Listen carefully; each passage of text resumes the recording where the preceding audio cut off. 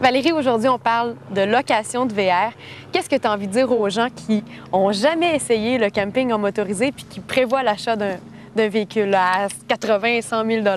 Okay. Bien, c'est sûr que vu la somme, c'est assez considérable. Il y en a même qui montent jusqu'à 200 000, etc. Oui. Donc, on est toujours mieux d'essayer, comme dit le dicton, avant d'acheter de toute façon. Oui. D'autant plus que la location peut commencer autour de 3-4 jours. Donc, ça ne fait pas des gros frais non plus. Et puis, en roulant, ça nous permet de voir si on est capable de vivre dans un espace relativement clos ou si vraiment on ne sera pas capable de le supporter. Donc, effectivement, c'est une très bonne solution avant d'acheter. Et il y a des gens qui, ce n'est pas une question d'acheter, c'est vraiment une question de mode de vacances, qui se disent, bon, ben, on a juste 2 semaines. Avec le climat qui change beaucoup, on ne sait jamais si on va avoir de la pluie ou du soleil. Donc, qui font tout simplement des vacances à motoriser. Il y en a de plus en plus. Puis il y a aussi de plus en plus d'Européens qui décident de visiter le Québec en louant un VR. Oui, c'est à la mode dans les deux sens, hein, d'ailleurs. On a autant de Québécois qui vont à l'extérieur. Ah oui? Oui, moi, si je regarde les statistiques, c'est 50-50. Là. Donc, on a une clientèle effectivement européenne qui vient visiter le Canada, comme ils nous disent. Et puis, c'est bon, les Chutes de Niagara, le Québec, les choses comme ça, qui louent en général 3 semaines. Et puis, c'est style classé, 24, 25 pieds. C'est souvent des gens qui vont avoir une famille aussi, 2 enfants.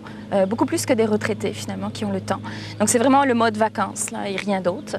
Et puis, par contre, nos Québécois qui vont là-bas, ça va être 1, 2, 3 mois, qui partent plus longtemps. Donc, c'est bien pour la location de partir plus longtemps parce qu'elle revient moins cher à la journée.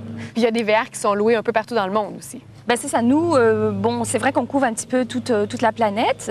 Bon, on fait la Nouvelle-Zélande et l'Australie. On fait également la France, l'Europe en général. On fait évidemment tout le continent nord-américain et on fait même Cuba. Et je sais qu'il y en a aussi en Argentine. On n'a pas trop approché ça. C'est pas encore trop demandé, mais finalement, on peut visiter n'importe quel pays en VR aujourd'hui. Donc, comment ça fonctionne? Les gens prennent l'avion puis le VR est déjà là-bas, c'est ça? Absolument. Bien, comme là, nos Français ou Européens qui viennent d'ici, ils achètent leur billet d'avion et puis nous, on leur loue vraiment le VR le lendemain de leur arrivée. Ils font leur périple et ils le remettent. Et ce qui est intéressant, c'est que vous pouvez le prendre à un endroit, mais le laisser à un autre.